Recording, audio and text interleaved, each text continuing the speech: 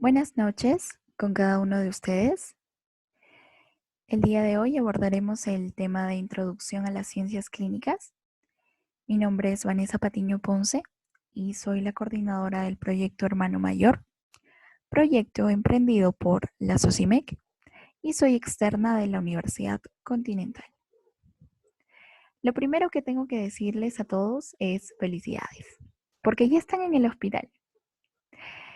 Ya superaron la etapa engorrosa de la preparación preclínica y al fin están listos y con las armas puestas para estar en el campo de acción.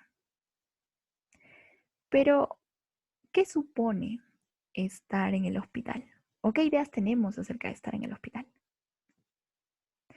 Lo primero que se nos cruza por la mente es que podremos despedirnos de nuestros libros y poner esta carita, ¿no? De felicidad, de decirle adiós a anatomía de Netter, a embriología de Moore, a Guyton y sus explicaciones casi imposibles de entender. ¿Por qué? Porque al fin veremos pacientes, al fin podremos interactuar con ellos y examinarlos también. Y como sé que algunos están llevando ciencias clínicas a la par de las ciencias quirúrgicas, pues también habrán considerado la posibilidad de ser invitados por sus docentes a sus guardias o incluso a sus intervenciones quirúrgicas, en donde pueden ser simples vigías o incluso pueden llegar a operar de mentirita porque solamente van a suturar. Pero la realidad es muy distinta. ¿Por qué? Los libros te siguen. Y sí, aunque pongas esa cara, te van a seguir, porque así es la vida. Se vienen las historias clínicas y probablemente tengas esa cara de confusión al no saber rellenarla o al no saber presentarla de manera adecuada ante tu docente de prácticas. Y nuevamente recalcamos que los libros nunca nos van a dejar. Y con el paso del tiempo notarán que se van haciendo más y más gruesos, pero es algo a lo que todos ya estamos acostumbrados. Entonces, ¿qué son las ciencias clínicas? Son el conjunto de cursos o asignaturas de la etapa clínica en la que el estudiante empleará sus conocimientos en la solución de problemas de salud en las personas. ¿Y por qué son importantes? Muchos creen erróneamente que mientras más clases, más libros, más lecturas se les dé a los estudiantes de medicina, van a aprender más. Pero no es así. Está bien tener una base teórica, pero lo que realmente le enseña al estudiante de medicina es el estar inmerso en la práctica. ¿Por qué? Por el simple y llano hecho de que se aprende a palpar, palpando, a auscultar, auscultando, a diagnosticar, diagnosticando, y así sucesivamente con todas las actividades que se puedan emprender en las rotaciones que hagamos en el hospital. El árbol de la medicina se compone de muchos elementos. Vemos aquí que las raíces las componen las ciencias básicas, las que ustedes ya llevaron y han aprobado, obviamente para estar aquí. Aquí tenemos a anatomía, microbiología, biología celular, histología y otras. Y estas forman el tronco compuesto por la fisiopatología y la patología general, que a su vez forma el tallo común de la semiología médica, que al final va a dar todas las ramas de las ciencias clínicas y quirúrgicas. Entonces, lo que quiero que retengan de esta diapositiva es que la fisiopatología reúne a casi todas las ciencias básicas, porque solamente teniendo en cuenta todas esas ciencias vamos a poder explicar los mecanismos por los cuales se genera una u otra enfermedad. Y esta a su vez va a servir de base para poder explicar la semiología médica, porque solamente sabiendo qué es lo que pasa o qué de malo pasa, se puede traducir lo que tiene el paciente al momento de interrogarlo o examinándolo. Entonces, la clínica también tiene otro nombre, que es la semiología médica. Dependiendo del diseño curricular de la universidad en la que estemos o dependiendo del sílabo que se haya planteado, pues puede adoptar uno u otro nombre, pero en esencia es la misma.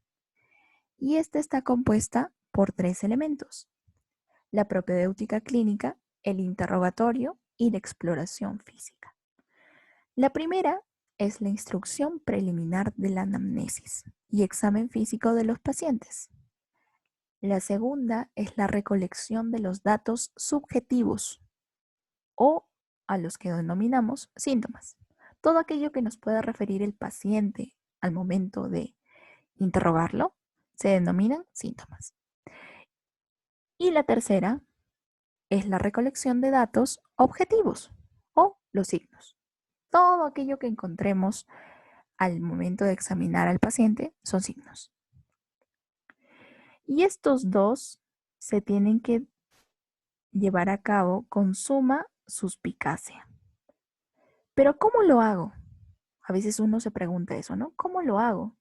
Pues teniendo en cuenta a la propedéutica clínica, porque esta nos va a dar ciertas pautas para llevarlas a cabo de manera correcta.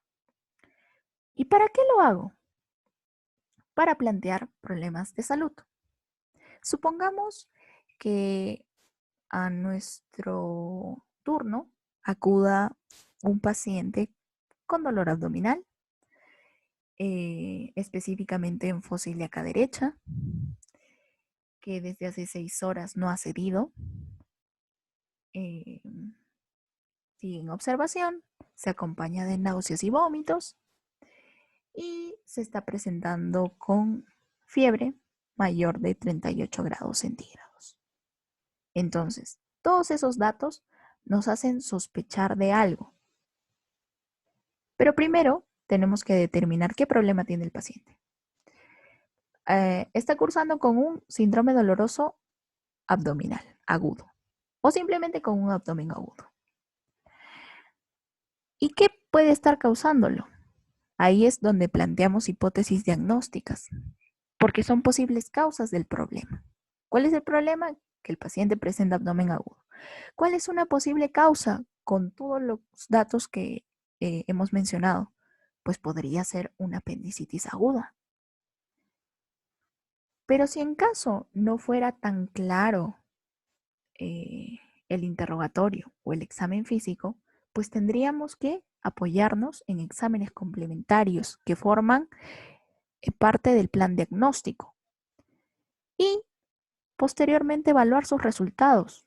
Algunas veces estos resultados son coherentes con lo que se sospechó inicialmente, pero algunas veces no. O sea, los datos de laboratorio, o sea, los encontrados en un hemograma, en una radiografía de tórax, una ecografía abdominal, pues no tienen nada que ver con lo que habíamos visto en la anamnesis del paciente.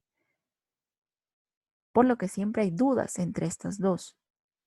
Y si esas dudas se clarificaran, se confirma al fin que el paciente presenta un problema de salud, que se traduce en un problema real, en donde ya no hay dudas, porque ya se sabe qué cosa está teniendo allá.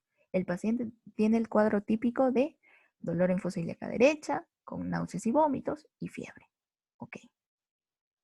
Eso es suficiente para determinar que tiene apendicitis aguda. Y al fin podremos dar alternativas de tratamiento, que pueden ser empíricas o específicas. En este caso sería una apendicectomía. ¿Cierto? Independientemente de que sea abierta o laparoscópica, tiene que hacerse una apendicectomía, porque la apendicitis aguda se constituye como una emergencia médica y puede derivar hasta en una peritonitis, comprometiendo la vida del paciente. Entonces, tiene que pasar de frente al quirófano. Entonces, por todas estas etapas tiene que pasar el estudiante de medicina para poder llegar recién a establecer un plan terapéutico. Claro que recién ingresando a esta nueva cancha, por decirlo así, pues solamente se llegará a plantear posibles causas, ¿no? Pero ya se puede estar pensando incluso en brindar alternativas terapéuticas. ¿Por qué no? Entonces, todos estos son los pasos a seguir dentro del aprendizaje del estudiante de medicina. ¿Y cómo aprende el estudiante de medicina? Lo vamos a entender mejor con este gráfico, elaborado por Edgar Dale. Edgar Dale fue un psicopedagogo que en 1969 hizo un estudio en el cual determinó que los estudiantes, al hacer una actividad, después de recibir cierta información, captaban diferentes porcentajes de información después de 2 semanas. Eso fue lo que determinó su estudio. Entonces vemos dos extremos aquí, ¿no? Uno el de 5% y otro el de 90%.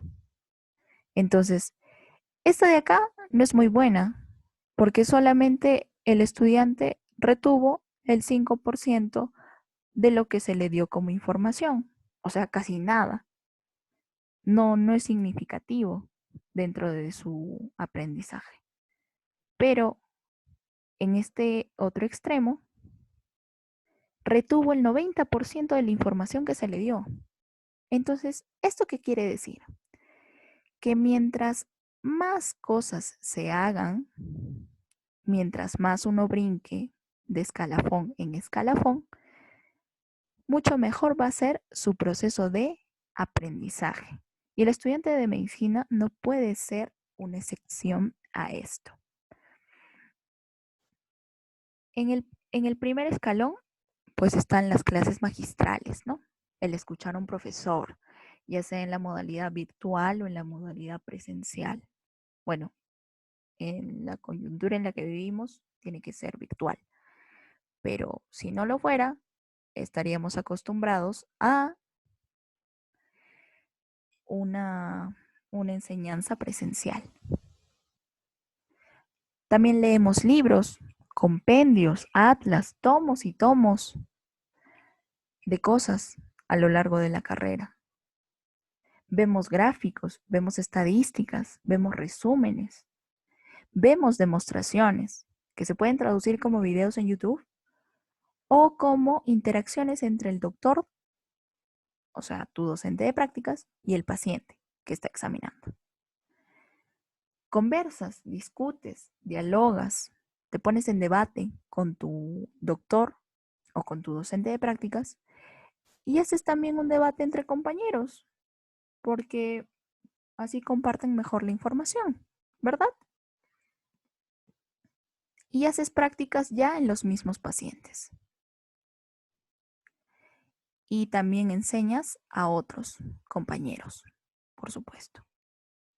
Entonces, si se dan cuenta, cada actividad supone un mayor porcentaje de retención de la información y esto distingue mucho al estudiante pasivo del activo. El estudiante pasivo, ¿por qué se caracteriza? Porque solamente recepciona la información, pero no la analiza, no la comprende, no la comunica. Simplemente se dedica a observar, mirar y a veces tomar apuntes, si es que le apetece. Si es que no, ni siquiera los toma. Pero el estudiante activo hace mucho más. Empieza a discutir, empieza a hacer y empieza a comunicar lo que ya ha aprendido. Entonces, este debe ser el nivel al que debemos aspirar a llegar. Porque solamente siendo activos vamos a poder destacar dentro de nuestras rotaciones clínicas. Y también vamos a destacar al momento de graduarnos como médicos. Pero ¿cómo lo vamos a hacer? Bueno, vamos a abordar cada escalón.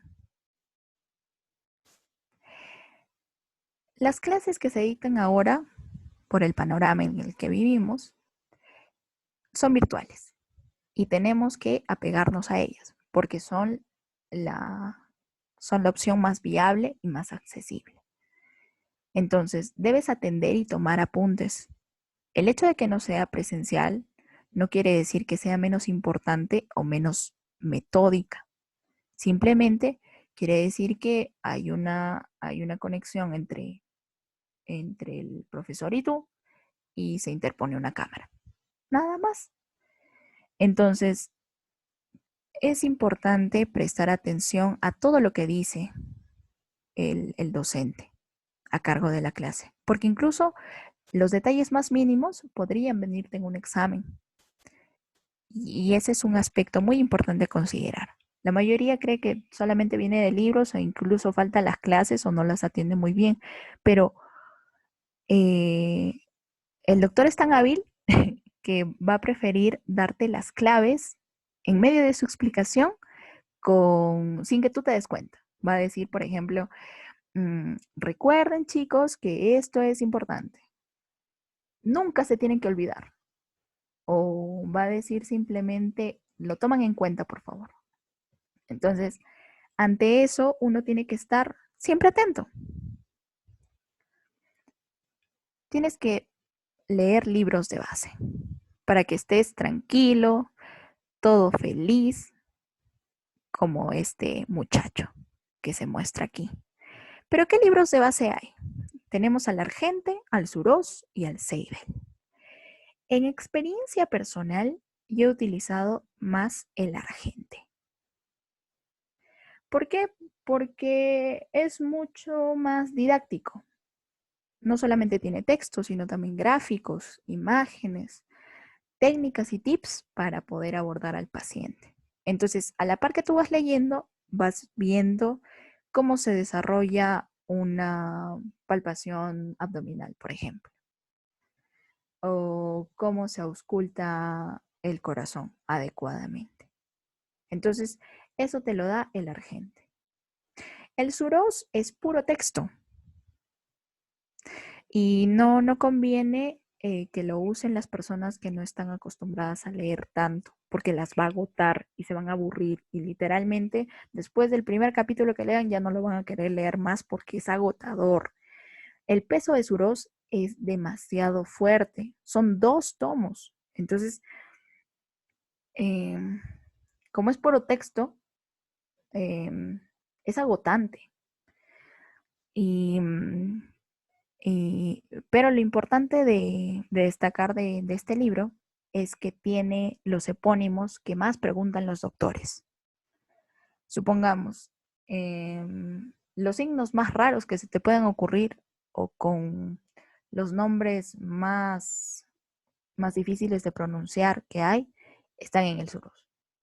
Y si el doctor que te toca es semiólogo puro, pues va a preferir preguntarte de este libro. Entonces, puede ser que lo tomes en cuenta o simplemente que lo dejes pasar, ¿no? Ahora, el Seidel es una combinación de ambos, pero es más gráfico. Así que también es bueno tenerlo en cuenta, pero yo les recomiendo estos dos. Estos dos son los que más utilizamos dentro de la carrera y son de los que más se basan los doctores para poder hacer las evaluaciones. Haz resúmenes. Te recomiendo que hagas resúmenes y utiliza toda tu creatividad. Creo que las chicas somos mucho más pragmáticas en este punto porque tenemos a disposición un montón de materiales de escritorio para hacer nuestros resúmenes lo más bonito y lo más presentable que se pueda. Entonces, hazlo. Tiene que ser entendible más que, más que visualmente atractivo. Tiene que ser entendible. Entonces aquí, por ejemplo, yo no sé por qué me he vuelto tan tacaña con el paso del tiempo, pero he logrado hacer resúmenes en mitad de una hoja. Esta es la mitad de una hoja. Esta es otra mitad de una hoja. Pero aún así me alcanza para poder realizarlo y tener todas las cosas que se tienen que saber, ¿no? Y lo más importante es que yo lo entiendo, ¿no? Tengo acá definición, factores de riesgo, la fisiopatología explicada con gráficos que yo misma sé qué significan. Entonces ya no estoy perdiendo el tiempo viendo textos inmensos. Solamente me remonto aquí y para el examen solamente tengo que repasar de aquí. Entonces se hace mucho más fácil. Y otra característica de aquí es que puedes utilizar eh, las siglas que tú quieras, pero que obviamente las entiendas. Por ejemplo, todos conocemos lo de SILE, ¿no? La conformación SILE, circular interna y longitudinal externa. En el caso del apéndice secal, pues se cumple. Igual, entonces puedes elaborar mnemotecnias aquí para que te acuerdes. Por ejemplo, eh, yo siempre me recuerdo del AICOMES. A por apendicular, ICO por ileocólica y MES de mesentérica superior. Entonces, así sé que la irrigación del apéndice corre por cuenta de la arteria apendicular, que luego se conecta con la ileocólica, que luego va a la mesentérica superior y que finalmente va a la aorta abdominal. Entonces, son mnemotecnias que se pueden utilizar, siguen, o sea, son cuestiones que nos facilitan mucho, mucho la vida. Mira videos de demostración, sobre todo en la plataforma YouTube. O sea, si se dan cuenta, son videos que duran poquísimo, 1 minuto a lo mucho. ¿Por qué? Porque es mucho más fácil de entenderlo así. Cuando te hablo del signo de Murphy, por ejemplo, ya podría hablarte que fue descrito por John Benjamin Murphy en 1912, que es la compresión del hipocondrio derecho en inspiración profunda. Si el paciente muestra dolor, pues se pone Murphy positivo y que es un dato a contrastar con anamnesis y resto de la exploración física, porque uno no puede fiarse de solamente un signo para diagnosticar una posible colecistitis aguda. Entonces, todo eso te lo explica mejor un video. Te lo explica mejor una persona haciéndolo en un paciente, ¿no? Se delimita el reborde costal derecho con la línea media clavicular derecha, se localiza el punto de Murphy, se hace una presión, se le pide al paciente que inspire y si muestra, si hay un cese de la inspiración brusco, es un Murphy positivo. Entonces, viéndolo, se te va a quedar más y se te va a facilitar entender los signos sobre todo. Dialoga y discute con doctores y compañeros. Siempre trata de encontrar oportunidades para hablar con tu docente de práctica, porque es el que más sabe dentro del grupo con el que estás rotando. Se supone que están tus compañeros, el doctor y tú. Y de entre todos, quien más sabe es el doctor, por la experiencia que tiene y obviamente por la especialidad que también debe contar, porque la mayoría de los que nos enseñan semiología 1, por ejemplo, son médicos internistas. Entonces, siempre dialoga y pregúntale, explótalo. Tienes aquí un recurso humano valiosísimo y él sabe mucho, así que pregúntale. No creo que se moleste de que quiera saber un poco más acerca de un tema o acerca de un síntoma o un signo. Y con tus compañeros comparte información también. Todo es un trabajo interdisciplinario y es un trabajo colaborativo. No te cierres a compartir lo que sabes. Al contrario, siéntete cómodo de poder compartir tus apuntes o alguna mnemotecnia para que todo también sea más dinámico dentro de tu grupo de rotación. Nuevamente les repito que la práctica es la clave de todo. Y ahora puedes realizarlo con tu familia, ya que estás en, en tu casa todo el tiempo, pues a todos ponlos en fila india y empieza a preguntarles. Practica con ellos cómo hacer un interrogatorio, practica con ellos la toma de la presión arterial, la toma de temperatura, etcétera. Porque la práctica es lo que hace al estudiante de medicina un experto, incluso más que su externo o incluso más que un interno. Así que hazlo. Y enseña a otros. Siempre enseña a otros. El hecho de enseñar no necesariamente quiere decir que tú sepas más que los demás, sino que sabes explicarlo mejor. Y al explicarlo mejor, afianzas más lo que ya sabes. Entonces, es muy beneficioso para tu formación el hecho de que des clases o que des tips a tus compañeros de rotación o inclusive a tus compañeros de clase, ¿por qué no? Y eso es lo que estamos promoviendo con este proyecto al menos, ¿no? Para poder afianzar más los conocimientos y poder desarrollar más nuestras habilidades comunicativas. Algo con lo que siempre vamos a convivir o algo que vamos a tener en cuenta siempre al momento de entrar a las ciencias clínicas es la relación médico-paciente. Y vamos a tener en cuenta aquí 4 principios fundamentales. El primero, ya lo conocen, que es el principio de no maleficencia. Y esto nos recuerda a la expresión en latín de primum non nocere, que significa primero no hacer daño. Entonces, lo que se debe de evitar a toda costa es transgredir o dañar al paciente que acude a nosotros para poder solucionar su problema de salud.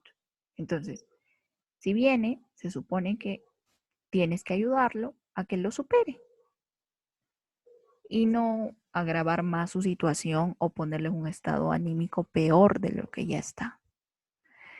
El principio de beneficencia, como su mismo nombre lo dice, tiene la intención de beneficiar al paciente. Todo acto médico debe tener esa intención, que mejore su estado anímico y que por ende mejore su estado general. ¿Para qué? Para que pueda tener una menor estancia hospitalaria y se pueda ir a su casa lo más pronto posible. El principio de autonomía establece que el paciente decide por sí mismo sobre los actos que se le practicarán. Entonces aquí tenemos muy en cuenta lo del consentimiento informado. Cualquier cosa que tú le vayas a hacer al paciente, independientemente de si solo le estás preguntando o ya lo estás examinando, tiene que tener su consentimiento. Te tiene que decir sí. E incluso algunas veces tiene que darte su consentimiento informado mediante un papel con su firma y su huella digital. Porque mientras no se tenga eso, no puedes estudiarlo. Y por último tenemos el principio de justicia, que establece que debemos tratar a cada paciente como le corresponde, con igualdad, sin importar su condición. Aquí no puedes hacer distinción entre uno y otro, que proviene de esta zona o que es económicamente más pudiente. No, no puedes hacer ese tipo de distinciones. Todos tus pacientes son iguales. ¿Y cómo establecemos una buena relación médico-paciente? Esta imagen lo dice todo, siendo cortés, porque lo cortés no quita lo obediente. Ese es un dicho que se ha mantenido a lo largo del tiempo y se aplica también para el campo de la medicina. Cuando uno saluda, se presenta y luego trata con respeto al paciente, les aseguro que le brindará toda la información que desea y se someterá voluntariamente a que lo examines, sin chistar, sin reclamar, sin hacerte ningún problema. Pero es importante que tengas en consideración estos dos puntos y que crees confianza, porque se supone que el paciente viene con la esperanza de que tú le des una respuesta a todas sus dudas, porque no sabe qué cosa le está haciendo mal o por qué se está sintiendo mal. Entonces, lo primero que ve en ti es a una persona en la cual confiar y tú tienes que ser consecuente a ello, mirándolo a los ojos cada vez que le hablas. Así como este muchacho nos está viendo o los está viendo seguramente a ustedes. Usando palabras simples. Mientras más simples sean, mucho mejor. Más entendible va a ser para el paciente. Los términos técnicos o semiológicos los guardas para cuando estás con tu jefe de prácticas. Mientras estás con el paciente o su familiar, simplemente usa palabras entendibles para que así se le facilite el poder comprender las cosas, el por qué está teniendo la enfermedad, cuándo va a salir, qué cosas se le va a hacer, si se va a quedar en el hospital o no, y así. Y aparte le das más tranquilidad a la paciente. Porque cuando le hablas, sí, señora, usted tiene un trastorno hemorrágico de suma gravedad. Y el paciente se queda todo anonadado porque piensa que es algo gravísimo. Puede serlo, pero solamente con decirle todo eso ya crea incertidumbre, preocupación que no necesita. Y debes hacer preguntas concretas. Si vas a preguntar algo, ¿cuántos años tiene? Listo. ¿Qué le duele? ¿Desde hace cuánto le duele? ¿Cómo le duele? Del 1 al 10, ¿cuánto le duele? Remítete a hacer ese tipo de preguntas porque así se le facilita al paciente también el poder responderte. Porque si haces preguntas muy vagas, lo puedes confundir. ¿Y qué nos puede hacer diferentes? El conocer más al paciente. No solamente se lo aborda como un enfermo, sino se deben conocer otras esferas de su vida, otros aspectos de su vida. Y te aseguro que mientras más inmerso estés en eso, mucho más abierto se va a mostrar para poder responderte o incluso dejarse examinar. Una persona se compone de varias cosas. Una sola persona puede ser mamá, puede ser hija, puede ser abuela, puede ser maestra, puede ser bailarina, etc. Mientras más conozcas a tu paciente, va a ser mucho mejor. Debes identificar también barreras y decidir sabiamente si dejarlas ahí o establecer alternativas de solución para poder superarlas. Hay barreras, las ha habido todo el tiempo. Hay barreras de edad, como lo que nos pasa con los adultos mayores, que no confían en nosotros por considerarnos inexpertos. Hay barreras de género, que nos pasa a chicas y a chicos cuando tratamos con pacientes distintos. Por ejemplo, las mujeres no se dejan examinar por estudiantes varones o pacientes varones no se dejan examinar por estudiantes mujeres. Entonces, esas barreras a veces dificultan el proceso de la relación médico-paciente, pero no deben ser motivo para que nosotros dejemos de hacer las cosas que debemos hacer. No quiere que le examine, no quiere que le pregunte, entonces me voy. No, tú debes intentar acercarte a tu paciente lo más que puedas.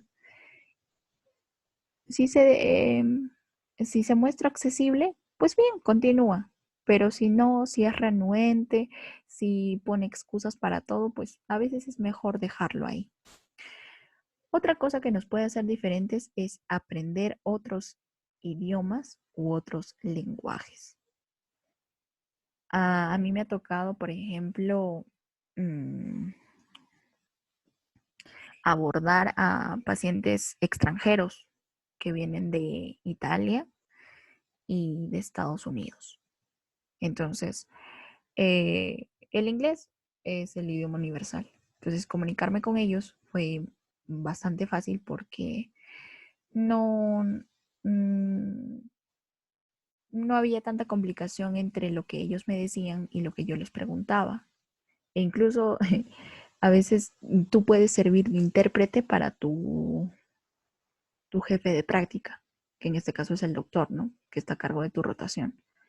Entonces, eh, puede ser que tú le demuestres que tienes otras habilidades, aparte de las que todo estudiante de medicina debería tener, ¿no? ¿Sabes idiomas? Entonces lo aplicas ahí. Y mmm, también dentro de experiencia personal, me han tocado muchos pacientes quechohablantes. Bueno, estamos en un contexto social en la que algunas personas pues eh, hablan quechua. Y esa es una realidad a la que no nos podemos negar. Entonces, debemos adaptarnos ante eso, porque no siempre va a haber a disposición un intérprete que te facilite una vía de comunicación entre tú y tu paciente, ¿no? ¿Por qué? Porque, porque es importante de todas maneras saber la lengua de tu paciente y aprender algunas preguntas básicas. No digo que las sepas todas, pero al menos para que se sienta en confianza, eh, pues puedes aplicarlas, ¿no? Por ejemplo, podrías empezar como Iman Sutiki, que significa ¿cómo te llamas? O Maimanta Hamunki, que significa ¿dónde vives? Entonces, eh, tratando de referirte a ellos con respeto a su cultura y a su identidad cultural, pues se te abren las puertas mucho más. Siempre debes crear canales de comunicación, integrando a su familia. Si el paciente que te toca, pues bueno, es renuente a que lo interrogues o lo examines, pues puedes utilizar a su familiar, o bueno, pedirle en este caso a su familiar que sirva de ayuda para que, para que puedas hacerlo, porque si no se te pueden complicar las cosas. Y eso pasa mayormente con los adultos mayores. Los adultos mayores no se dejan revisar por cualquiera. Son temerosos, son muy nerviosos. Entonces, cuando el familiar, que en este caso puede ser su hija o su nieta, les dicen, no, está bien que te revise, pues ya se siente más en confianza y normal, puedes hacerlo. Y lo último es tener la bata limpia. En realidad, esta es una expresión que escuché en mi primer día de prácticas clínicas. Porque de acuerdo a cómo te ven, te tratan. Y tenemos que conservar cierta pulcritud en nuestro aspecto para que nuestros pacientes vean que nos importa también su salud, porque el proyectar limpieza, higiene, autocuidado, significa que también puedes responsabilizarte por el cuidado de los demás. Entonces, ese es un aspecto también a considerar. Y otra cuestión que nos va a importar en ciencias clínicas es la historia clínica. ¿Y qué es? Es un documento médico legal, científico, económico y humano pero nos quedamos más con la definición de médico legal. Médico porque está elaborado por el personal médico, en este caso médicos y estudiantes de medicina, y legal porque nos va a permitir responder ante cualquier problema legal que se pueda suscitar en caso de equivocación, negligencia, etc. Es una narración ordenada y detallada de acontecimientos presentes y pasados. Presentes porque se supone que el paciente está viniendo por un problema actual, y pasados porque, teniendo en cuenta algunos antecedentes que nos puede mencionar, vamos a determinar si repercuten o no en el cuadro inicial o si pueden suponer examinar otros lados para identificar otros problemas de salud. Puede variar según el servicio y el establecimiento. Obviamente, la historia del servicio de cirugía no va a ser igual al de servicio de medicina interna, o no va a ser igual al de ginecología o el de pediatría, o la historia clínica del MINSA no va a ser igual al de seguro. Tiene sus propios formatos, tiene sus propias diferencias, pero en esencia es lo mismo y va a tener la siguiente estructura. Primero, la anamnesis. ¿Y qué es la anamnesis? El describir los síntomas, o sea, todo lo que nos dice el paciente. Segundo, el examen físico, que es la recopilación de todos los signos, todo lo que encontramos de positivo en el paciente. El resumen semiológico, que ya atañe a todos estos, a los dos anteriores. Luego, las hipótesis diagnósticas, que les estuve hablando en diapositivas anteriores, que son las posibles causas al problema que está presentando el paciente y el motivo por el cual está viniendo a consulta. Luego está el plan diagnóstico, que no es más que el conjunto de exámenes auxiliares que nos van a servir de apoyo para la hipótesis diagnóstica. O sea, estos dos van de la mano, casi siempre. Luego está el plan terapéutico, en donde se establecen las alternativas de solución a los problemas encontrados en el paciente. Si es una apendicitis aguda, pues será una apendicectomía. Si es una colecistitis aguda, pues será una colecistectomía.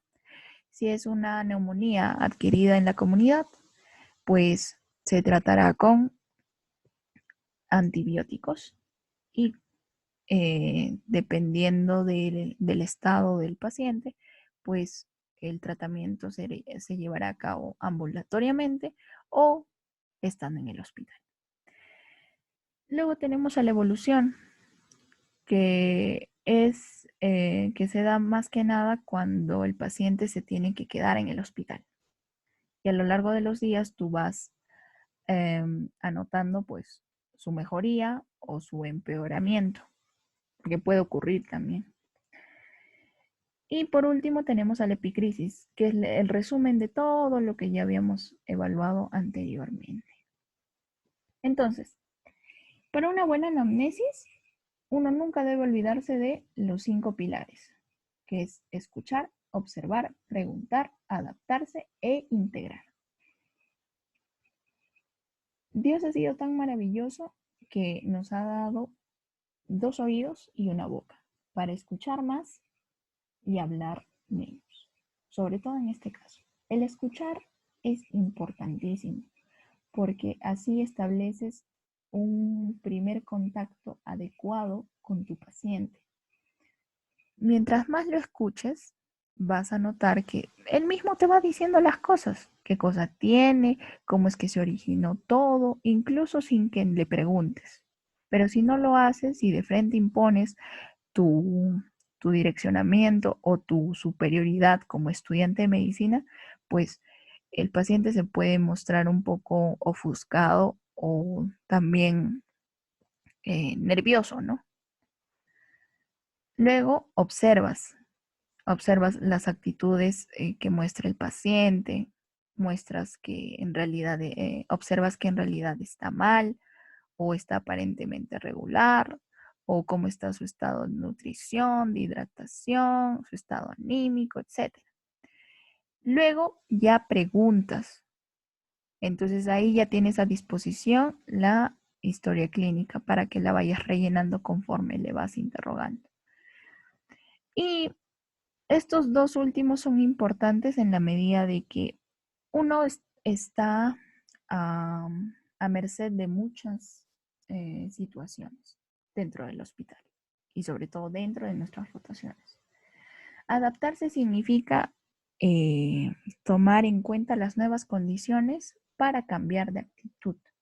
Si se te presenta una dama y tú eres varón, obviamente vas a tener que cambiar la forma en la que la interrogas.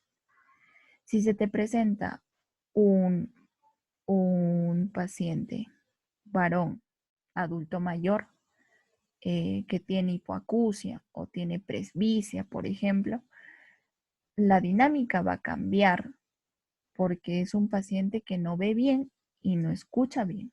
Entonces, tienes que emplear otro tipo de estrategias para poder sacar información. Si te toca un niño mayor, berrinchudo, que no se deja examinar porque le tiene miedo a todo lo que esté en el hospital, pues vas a tener que adaptarte, porque tienes que emplear todas las habilidades que tienes para que ese niño se deje examinar. Si no lo examinas, te cae a ti y por ende el doctor va a creer que no tienes la suficiente perspicacia para poder adaptarte.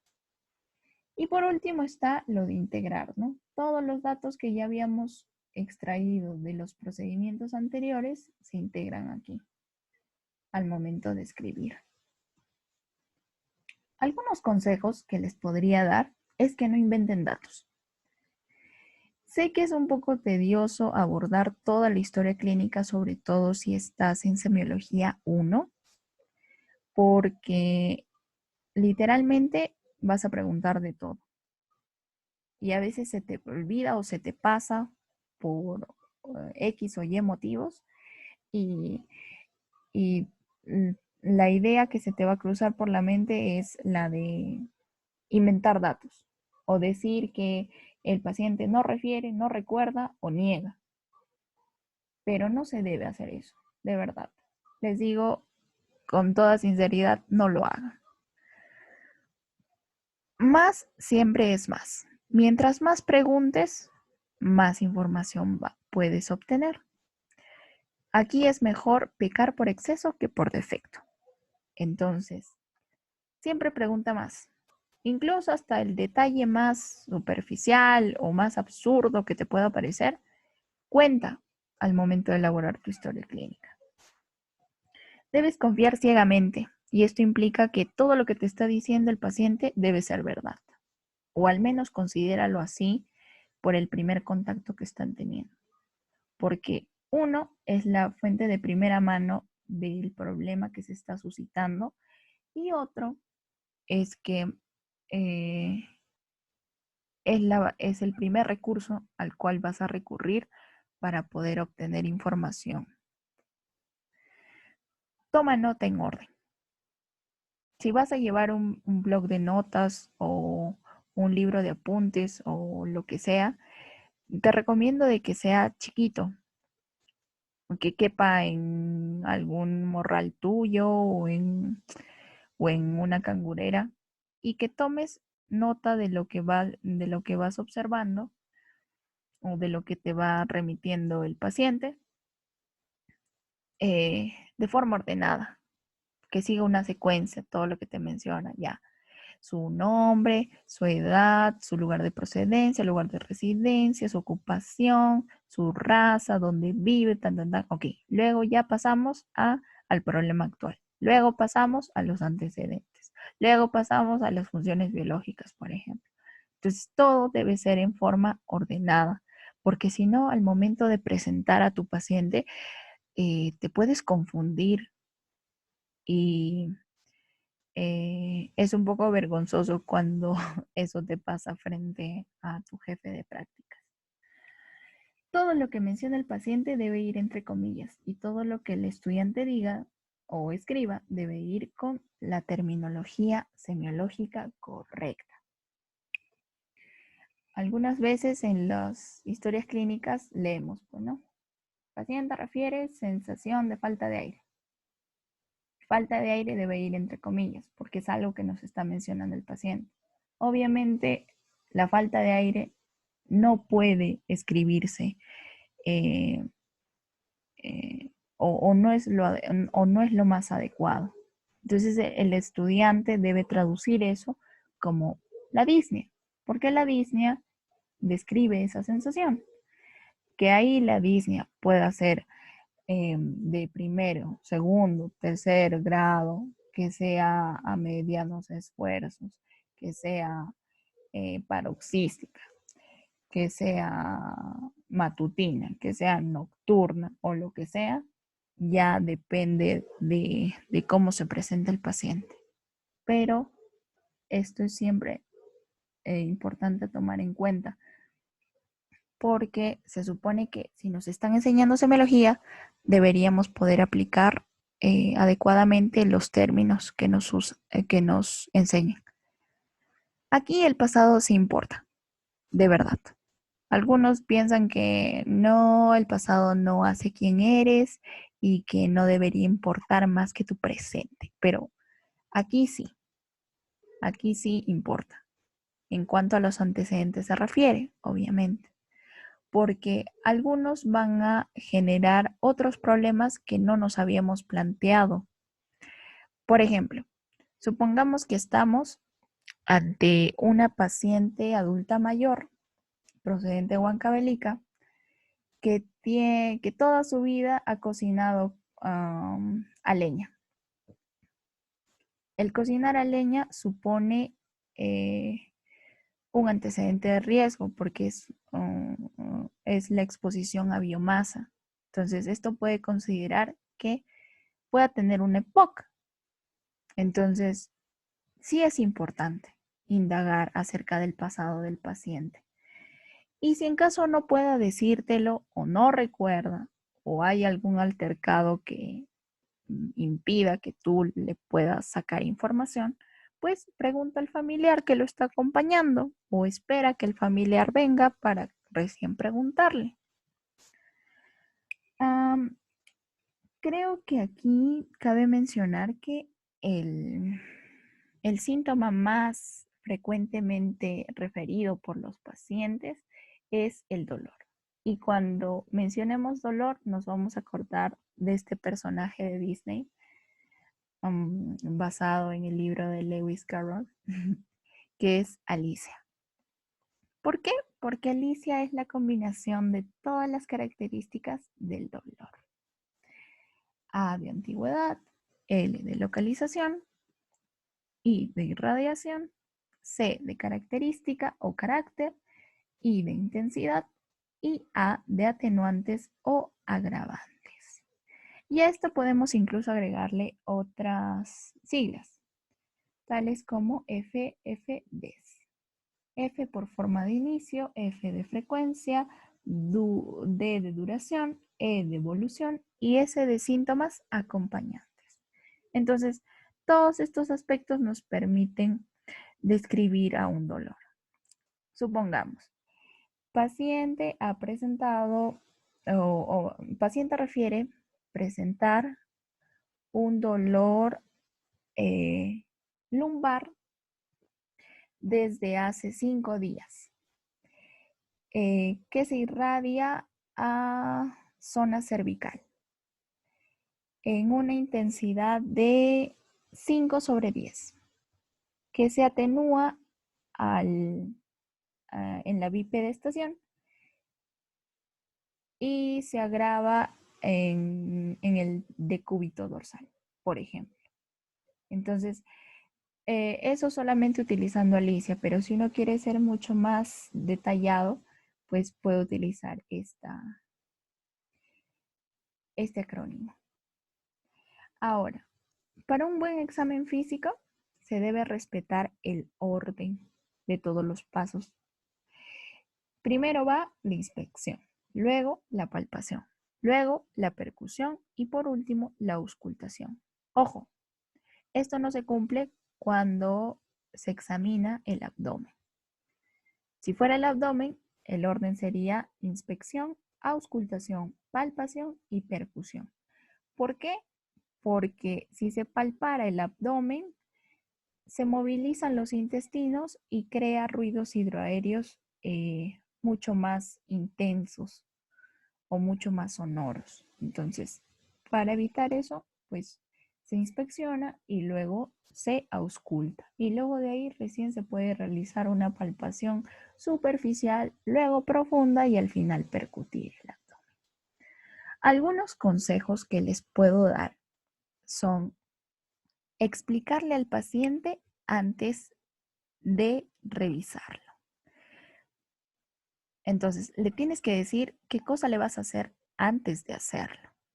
Bueno, señor, voy a auscultarle los pulmones, voy a tomarle la presión arterial o simplemente voy a tomarle la temperatura, pero debes explicarle. ¿Para qué? Para tener su consentimiento. Si él te lo da, puedes seguir con tu cometido. Pero si no te lo da, puedes meterte en problemas porque sinceramente no te ha dado su aprobación para que lo examines y puede quejarse no solo con su familiar, sino con la jefa de enfermeras que luego se la va a remitir al doctor a cargo de tus prácticas y luego te metes en un problema o en un lío. Entonces, siempre explícale y obtén su consentimiento antes de. Y si no te lo da, pues simplemente vuelve en otro momento, cuando esté mucho más colaborativo o, eh, o, o esté mucho más proactivo, ¿no? Ten las cosas a la mano. Normalmente nosotros utilizamos una cangurera o un morral pequeño en donde ponemos todas nuestras cosas, ¿no? Estetoscopio, pulso oxímetro, bajalenguas, linterna y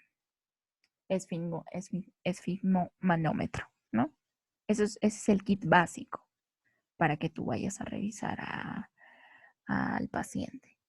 Ahora, si tienes otras cosas, pues llévalas también, pero depende del caso del paciente también. Y siempre tenlas a disposición porque no puedes estar sacando una u otra cosa um, de tanto en tanto, ¿no? Porque la exploración física se alarga, el paciente se aburre y al final ni siquiera va a dejar que termines. Haz el examen en orden. Primero guíate del punto inicial a un punto final. ¿Cuál es el punto inicial? La cabeza. El punto final, los pies. Y sigue ese orden. Examina primero cabeza, cuello, tórax, abdomen, miembros superiores, inferiores, y luego ya remítete a la exploración por sistemas, ¿no? Para que te sea mucho más fácil. El paciente debe estar en decúbito dorsal. Eso es lo que nos sugieren todos los doctores con los que hemos rotado. Pero en caso de no poder estarlo, porque hay algunos pacientes que empiezan a percibir disminución de su saturación o empiezan a sentirse un poco agitados, pues pueden ponerse en la posición en la que esta señora está. Y el examinador siempre tiene que estar a la derecha. Eso siempre, por favor. A la derecha del paciente. A la derecha, en la mayoría de casos. Y algunas veces cuando te hacen un examen de cómo estás haciendo la anamnesis y el examen físico, pues se te olvida y te pueden disminuir puntos en la rúbrica por eso. Entonces siempre recuerda que debes estar a la derecha del paciente, siempre. Anota conforme vayas evaluando. Si examinaste ya la región de la cabeza, ya, anota. Luego examinaste la región cervical, anota. ¿Revisaste región torácica? Anota. Y así con cada cosa que vayas avanzando. Porque si lo haces todo de una vez, luego, al momento de anotar, puedes omitir algún dato importante y, y recordarlo va a ser un poco difícil. Debes de tener buena acústica, sobre todo al momento de auscultar pulmones y corazón. Si hay mucho ruido o hay mucha interferencia en el cuarto en el que estás por la presencia de los familiares del paciente o por el flujo de personal, pues no vas a escuchar adecuadamente y por ahí se te puede ir un soplo o algún ruido agregado, un crépito, un subcrépito, ¿no? Entonces, lo mejor sería que el familiar esperara afuera mientras tú examinas, que haya silencio total para que tú puedas escuchar bien y pues así se lleva a cabo un buen examen físico. Debes de tener también una buena luz. Dependiendo del tono que tenga el fluorescente, pues vas a poder determinar mejor las cosas.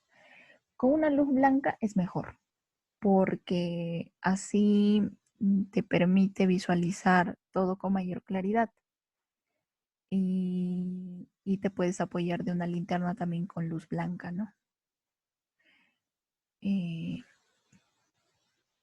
pero si es una pero si es una luz amarilla o una luz cálida, pues te puede generar confusiones. Algunas veces estamos con pacientes ictéricos y, y no notamos que tienen ictericia porque ante nuestros ojos todos tienen una pigmentación amarilla normal de la piel.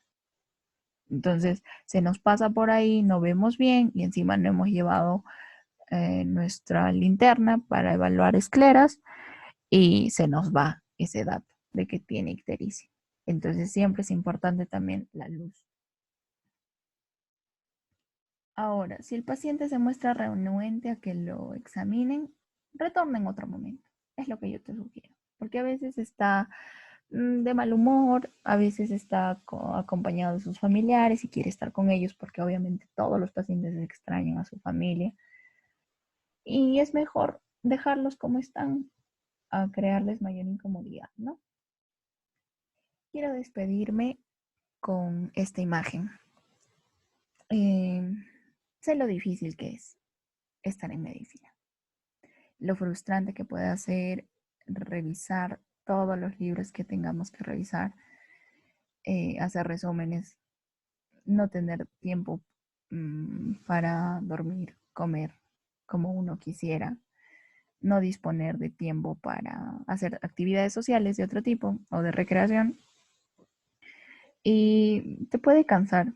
Sí, yo sé que es frustrante, pero si medicina fuera fácil, todos serían médicos. Y si ya estás aquí, es por una simple razón. Has superado todas las vallas que te han ido poniendo y estás aquí para seguir adelante. Así que ese debe ser tu camino. Muchas gracias. Esos son mis medios de contacto y conmigo será hasta la próxima.